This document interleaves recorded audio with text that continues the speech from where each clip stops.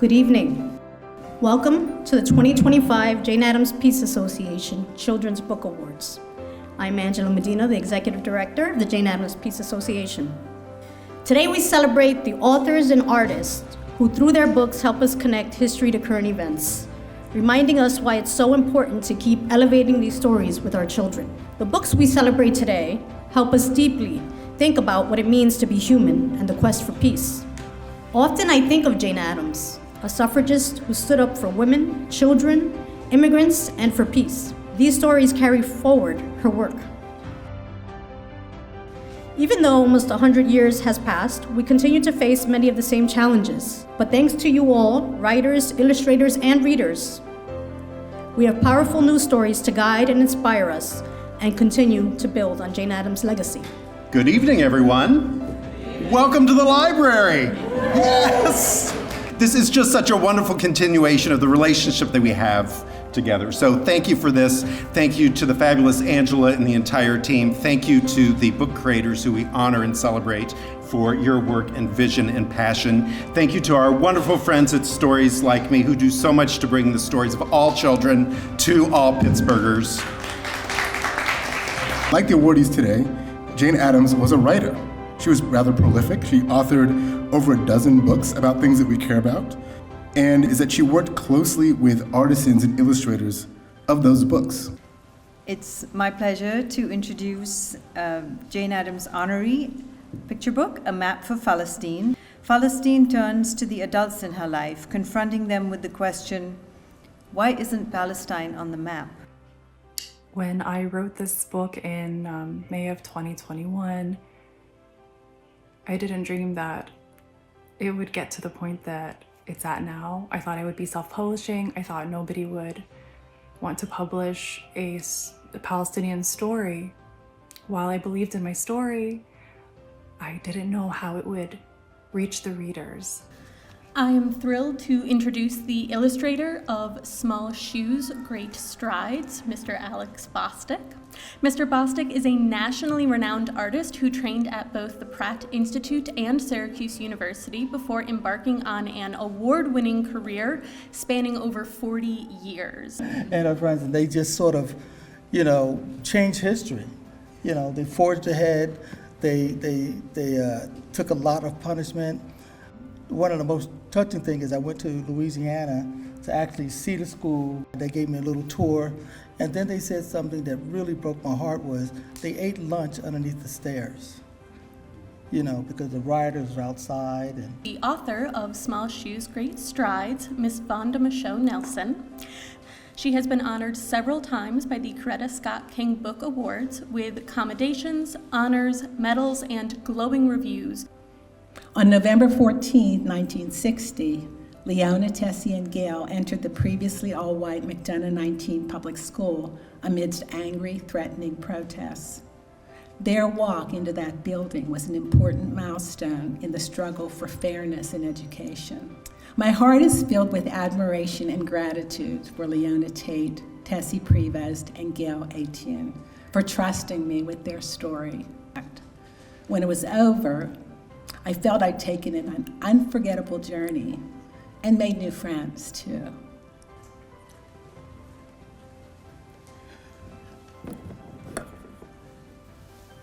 I never thought that would happen. So many years went by where I wouldn't even tell that story. Didn't even want to think about it. And being introduced to Vaunda was a push for me. It brought back things that I just didn't want to talk about anymore because it didn't seem to matter. No one was talking about it. But she pulled it out of me, and she got the story. But she got more than it out of me. She did her homework. It is my distinct honor to introduce the Children's Book Award winner. They Call Me Teach, Lessons in Freedom, written by Lesa Cline-Ransome, illustrated by James Ransom. The story walks through the week in the life of the fictional character Teach and what it takes to live in liberatory literacy. Teach is not just for the liberation of a person, but lives in conviction towards the literacy freedom of a people who were legally denied the right to read. Discovery is what we love most about researching, crafting, and sharing stories from history. And it is how we came to the story, They Call Me Teach, Lessons in Freedom. As readers discover the power of literacy in Teach's story, our hope is that they can also realize the power within themselves to implement change and make a difference in their own communities. For honoring the very important work that my parents do, and will now read some words prepared by my mother. The power of teaching, I realized, is in seeing beyond who the students are and imagining who they can become. In Teach's hope for the future, he uplifts his entire community, letter by letter and word by word.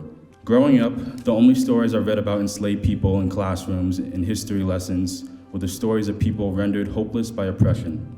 Escape north I was told, was their only means of freedom. But escape was a feat taken by only the strongest, often men, those who were enslaved in states geographically close to the northern states. If you were elderly, a mother of young children, or enslaved in the deep south, escape was physically out of your reach. But hope comes in many forms, so does resistance.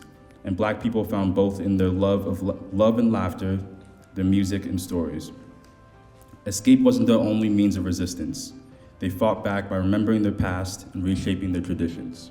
Thank you, Angela, and thank you to the Jane Addams Committee and board members for a fabulous and enriching opportunity to read so many beautiful and important books like our award honorees and winners this evening.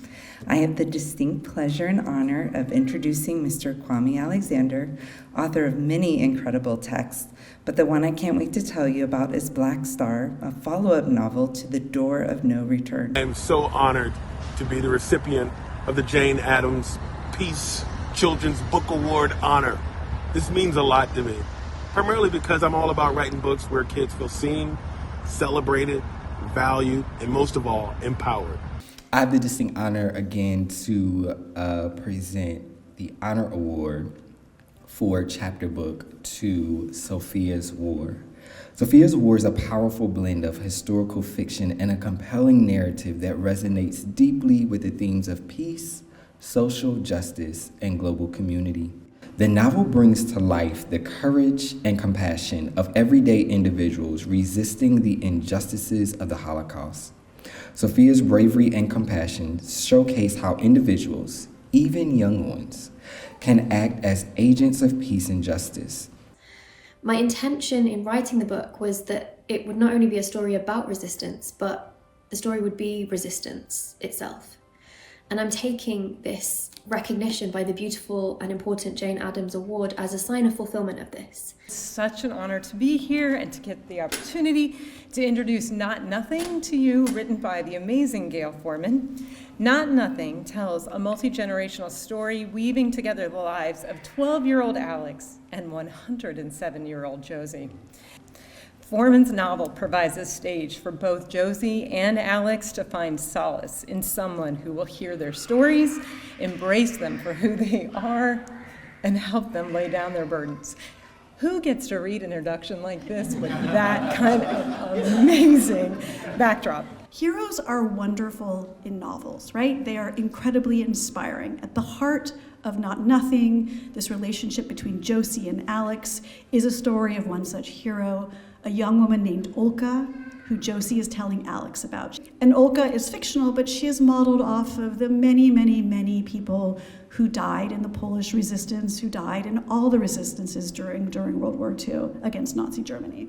Hearing this story of this woman who was a hero and paid for it changes his own life, because that is the power of story. Everything is a story. Money is a story. Democracy is a story. Power is a story. Tyranny is a story. Story's power, it derives from our belief in it. Thank you from the bottom of my heart. To create a good story and create good images. Thank you.